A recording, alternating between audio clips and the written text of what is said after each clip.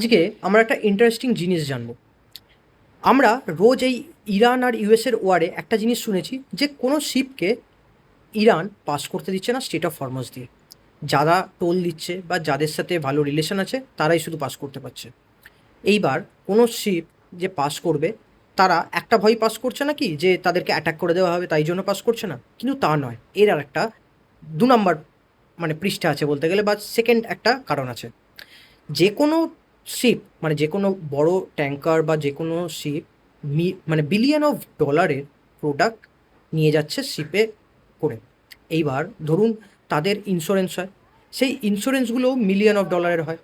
এবার কোনো শিপ যদি ওয়ার জোন বা কোনো কান্ট্রি, মনে করুন সেই সময় ওই জায়গাটাকে ওয়ার জোন হিসাবে ঘোষণা করে দিয়েছে, যেমন এখন ইরান ওই স্টেট অফ হরমুজের জায়গাটাকে ওয়ার জোন হিসাবে ঘোষণা করেছে, তখন একটা ক্লজ থাকে ইন্স্যুরেন্সে যে যদি কোনো ওয়ার জোন দিয়ে কোনো শিপ পাস করে, তার যদি কোনো ক্ষতি হয় বা কিছু হয়, সেই ক্লেম থেকে তারা পাবে না বা ক্লেম থেকে তাদেরকে বার করে দেওয়া হবে।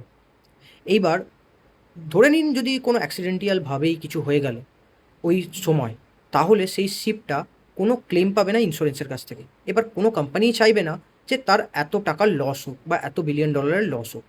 তো এই কারণ, একটা কারণ যার জন্য শিপরা নিজে থেকে পাস হতে চায় না, শুধু অ্যাটাক করে দেবে সেটাও একটা কারণ নয়, এটাও একটা সেকেন্ড কারণ।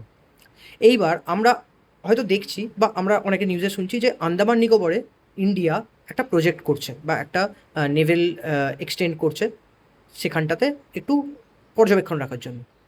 এইটাও একটা সেকেন্ড কারণ হতে পারে, এইটাও একটা সেকেন্ড অপরচুনিটি হতে পারে তারা গ্র্যাব করতে চাইছে, যে এই শিপ বা এই ট্রেড যাতে স্ট্রেট অফ মালাক্কার আগে আমরা কিছু একটু অ্যাডভান্টেজ পেতে পারি। আপনাদের কি মতামত জানাতে ভুলবেন না, এরকম ভিডিও পেতে আমাকে ফলো করতে ভুলবেন না। ধন্যবাদ।